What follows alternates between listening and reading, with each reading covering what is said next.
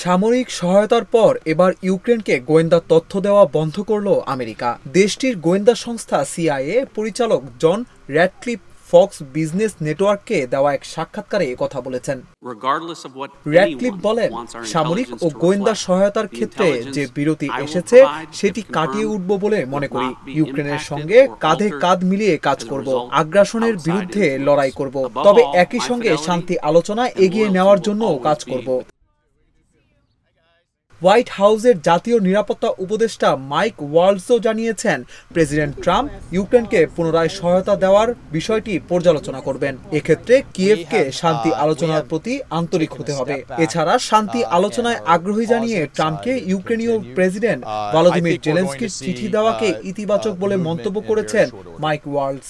জানান, শান্তি আলোচনার স্থান ও তারিখ নির্ধারণের কাজ চলছে। ওয়াশিংটনের Center for Strategic and International স্টাডিজের হিসাব অনুযায়ী 2022 সালের ফেব্রুয়ারিতে ইউক্রেনে রাশিয়ার সর্বাত্মক আগ্রাসন শুরুর পর যুক্তরাষ্ট্র এ পর্যন্ত প্রায় $86 বিলিয়ন সামরিক সহায়তা দিয়েছে।